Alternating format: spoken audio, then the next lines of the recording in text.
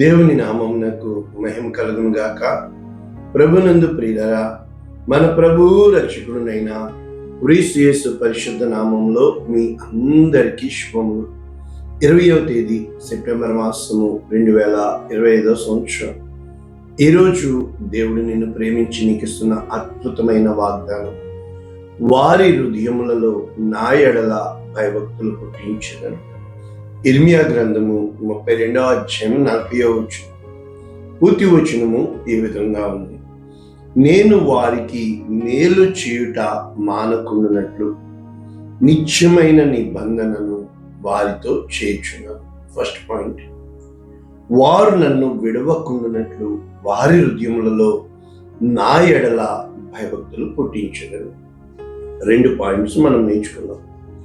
ఇర్మియా గ్రంథము 29, 30, 31, 32, 33 ఇవన్నీ కూడా ఆ యొక్క ఇశ్రాయేలు చెరలోనికి వెళ్తారని, వెళ్ళిన తరువాత వారికి ఏమేమి సంభవించబోతున్నాయో, వారిని ఏ విధంగా దేవుడు రక్షించబోతున్నాడో ఈ ఇర్మియా గ్రంథం కావచ్చు, దానియేలు గ్రంథం కావచ్చు, యెషయా గ్రంథంలో ఆ తర్వాత అధ్యాయాలు కావచ్చు, ఇలాగా యెహెజ్కేలు గ్రంథము, ఆ చిన్న ప్రవక్తలు అందరూ కూడా అర్థం ఏంటంటే, ఒక్క మాటలో చెప్పాలంటే, మొట్టమొదట దేవుడు ఆదాముని చేశాడు, కట్ చేసేస్తే నోవాహు తర్వాత నాశనమైనప్పుడు మళ్ళా అబ్రహామును పిలిచాడు, అబ్రహాంలోంచి జనాంగాన్ని తీశాడు, తర్వాత వారికి నాయకుల్ని పెట్టాడు, మోషే నాయకుడు, యెహోషువ నాయకుడు, ఈ విధంగా. తర్వాత వారు న్యాయాధిపతులు కావాలన్నారు, తర్వాత రాజులు కావాలన్నారు. రాజులుగా 3 మాత్రమే 40 మరి అవకాశం ఇచ్చాడు. ఆ యొక్క దావీదు, సౌలు, సొలొమోను. ఆ తర్వాత రాజులు రాజ్యాలు విడదీసేసి ఇశ్రాయేలు యూదాలు అని చెప్పి దేవుడు డివైడ్ చేసి, ఆ తర్వాత వారిని చెరలోనికి పంపించి, ఆ తర్వాత మనం చూసినప్పుడు తిరిగి ఒకే యూదా దేశంగా దేవుడు కట్టాడు. ఈ రోజున మన జీవితంలో ఎన్నో అప్డేట్స్ కదా. ఒక్క మాటలో చెప్పాలి అని అంటే చాలా సింపుల్. మొట్టమొదట బ్యాంకులోనే ఉండేది, తర్వాత బ్యాంకు కార్డులోకి వచ్చింది, ఏటీఎం కార్డు. ఇప్పుడు బ్యాంకు మన ఫోన్లోకి వచ్చింది, ఫోన్పే, గూగుల్ పే, ఆ పే, ఏ పే. అంటే మన జీవితాల్లో అనేక సార్లు అప్డేట్స్ అనేవి జరుగుతున్నాయి, ఎన్నో అప్డేట్ అయిపోతున్నాయి. కానీ తెలుసా, హృదయము అనేది అప్డేట్ కావడానికి చాలా కష్టం. ఎందుకు అంటే, దేవుడు నీకు ఏ హృదయం ఇచ్చాడో ఆ హృదయాన్ని మార్చడము ఎవ్వరి తరము కాదు. New living translation, Jeremiah chapter 32 verses 40. I will make an everlasting covenant with them. వారితోటి నిత్య నిబంధన, ఇంకా ఆ నిబంధన ఎవరు రద్దు చేయరు. I will never stop doing good for them. వారికి మేలు చేయుట మానను. అంటే ఇప్పుడు దేవుడు తీర్మానం చేసుకుంటున్నాడు, నీతో నిబంధన చేస్తున్నాడు. అబ్బాయిలారా, చాలా జరిగింది, నేను నీతో తీర్మానం చేస్తున్నాను, ఇక నీకు మేలే చేస్తాను, కీడు ఎన్నడూ చేయను అని చెబుతూ, I will put a desire in their hearts to worship me. కానీ దానికి బీజం ఏంటి? I will put a desire. సువార్త ప్రకటించేటప్పుడు అసలు వాళ్ళు కళ్ళు మూసుకోరు, మనల్ని చూడరు, లక్ష్య పెట్టరు. ఎలా ఉంటుందంటే, ఈ సేవా పరిచర్యలో చెప్పలేను, ఫోన్ దగ్గర కూర్చుని ల్యాప్టాప్ పెట్టుకుని వ్యూస్, లైక్లు ఎవరినో పెట్టి అది చూపించి వాళ్ళ మీద చెడు బురద జల్లుతూ, గొర్రెలు తోడేలు చర్మాన్ని కప్పుకొని వస్తున్నట్టు ఆ విధంగా. మరి నేనెవరిని? ఇతరులను దూషించొద్దని దేవుని వాక్యం చెప్తుంది కదా, వారిని దూషించడానికి నేనెవరిని? ఇది వాళ్ళంటే మనకి ఇష్టం లేదు కనుక వాళ్ళని తిట్టే వాళ్ళు కావాలి. ఏ రోజునైతే మన జీవితంలో దేవుడు నీకు ఇచ్చిన పని చేయడానికి చాలా కఠినంగా ఉంటుంది. అమ్మా, రెండమ్మా, అమ్మా ప్రార్థన చేయించుకోండి అమ్మా. అమ్మా అలా బలవంతంగా వాళ్ళకి పరిచయం చేస్తాం. వస్తారు వస్తారు అలవాటు పడతారు. ఈలోపు అక్కడ ఉన్న వారిని చూస్తారు, పెత్తనాలు కావాలా, ఏ మమ్మల్ని పట్టించుకున్నారా. ఎంతోమంది నాకు పరిచయం అయ్యారు, అన్నయ్య గారు అని పరిచయం అవుతారు, బ్రదర్, పాస్టర్, అరే ఇలా పిలుపులు మారిపోతాయి, డ్రెస్సింగ్ కోడ్ మారిపోతుంది, ఎక్కడ లేని షోకులు వస్తాయి. నిజంగా వాక్యంలో కానీ, సాక్ష్యంలో కానీ, తగ్గింపులో కానీ, గుణంలో కానీ ఎదగడానికి చూడరు. వాళ్ళు పెట్టారు, మేము పెట్టాలా, వాళ్ళు చేశారు, మేము చేయాలా. అంటే ఏ రోజునైతే నీ హృదయములో and they will never leave, వారు నన్ను ఇక ఎన్నడూ విడిచిపెట్టకుండా, అంటే నీ జీవితంలో దేవునికి దగ్గరవుతున్నావా, మనుషులకి ఎక్కువ అవుతున్నావా? దేవుడే నీకు ఎక్కువ అయినప్పుడు పూర్ణ హృదయముతో ఆరాధింతు. నీవు నీ పూర్ణ హృదయముతో ఆరాధించాలని, దేవుణ్ణి ఘనపరచాలని, దేవుణ్ణి మహింపరచాలని నీ హృదయం అంతా కూడా ఆయనకు కావాలి. ఏ రోజునైతే ఆ హృదయము, అంటే ఒక మాట చెప్తే ప్యాషన్ అంటారు. ప్యాషన్ అంటే ఏంటంటే మీ హృదయానికి ఒక ఆశ ఉంటుంది, దాన్ని ప్యాషన్. ఫ్యాషన్ అంటే ఏంటంటే శరీరానికి ఒక ఆశ ఉంటుంది, దాన్ని ఫ్యాషన్ అంటారు.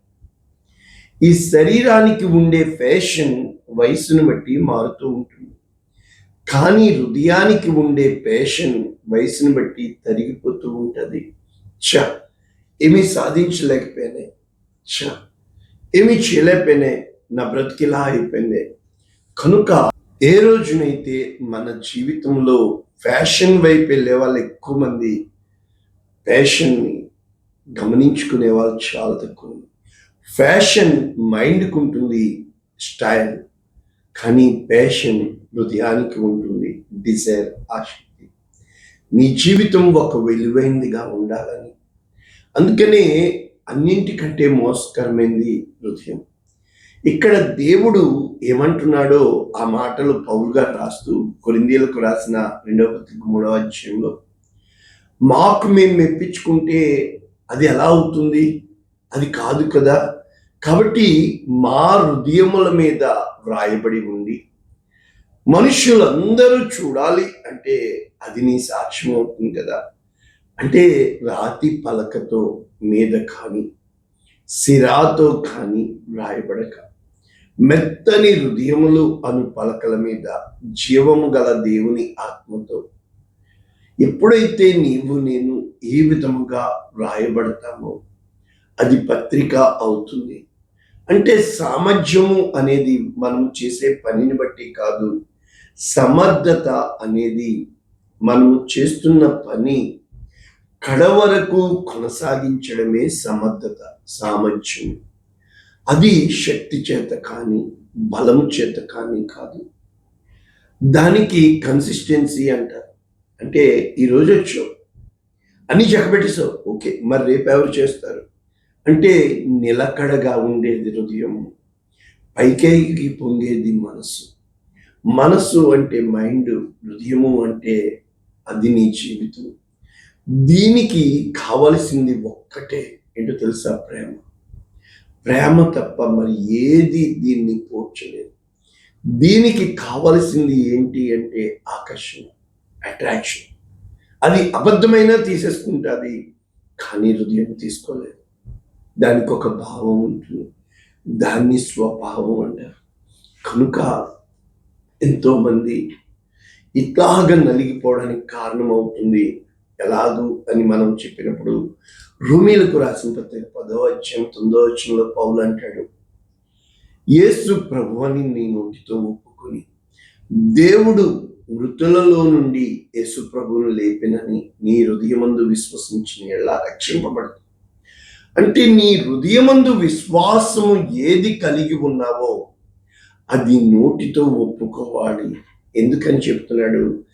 నీతి కలుగునట్లు మనుష్యుడు హృదయంలో విశ్వసించు. అంటే స్వనీతి అంటే ఏంటో తెలుసా? నీ హృదయంలో దేన్నైతే నమ్ముతున్నావో, నీకు తెలియకుండా నీ మాటలు కానీ, నీకు తెలియకుండా నీవు వేసే అడుగులు కానీ, నీకు తెలియకుండా నీవు తీసుకునే నిర్ణయాలు కానీ, ప్రతీదీ కూడా నీ నమ్మకాన్ని బేస్ చేసుకుని ఉంటుంది. ఎప్పుడైతే నీ నమ్మకాన్ని నువ్వు బేస్ చేసుకున్నావో అది హృదయంలో కలిగేది సుమా. విశ్వాసం అనేది లేని వాటిని ఉన్నట్టుగా, అది మైండ్ పిక్చరైజేషన్. అయితే నీ మైండ్ నీ హృదయము ఒక్కటైందనుకోండి, ఆత్మ విడుదలవుతుంది. ఆత్మ విడుదల కావాలి అంటే మైండ్ ఒకలా వెళ్తుంది, హార్ట్ ఒకలా వెళ్తుంది. అంటే ఫ్యాషన్ ఈ లోకంలో బ్రతకడానికి ఇస్తుంది, ప్యాషన్ పరలోకంలో జీవించడానికి ఇస్తుంది. అనేక సార్లు మనస్సాక్షి అంటాము, కానీ హృదయ స్పందన అనేది చాలా తక్కువ మంది ఆ స్పందించే హృదయాన్ని గ్రహించగలుగుతూ ఉంటారు. కారణం ఏంటంటే సంతోషం కాసేపే, ఆనందం కాసేపే, కానీ నీ హృదయానికి సంతోషము, ఆనందము, ఎగ్జాంపుల్కి నువ్వే నువ్వే నువ్వే నీ మాటలే, కానీ నీవు దుఃఖంలో ఉన్నప్పుడు ఈ మాటలు ఒకలా ఉంటాయి, కోపంలో ఉన్నప్పుడు నీ మాటలు ఒకలా ఉంటాయి, నువ్వు మామూలుగా ఉన్నప్పుడు ఒకలా ఉంటాయి.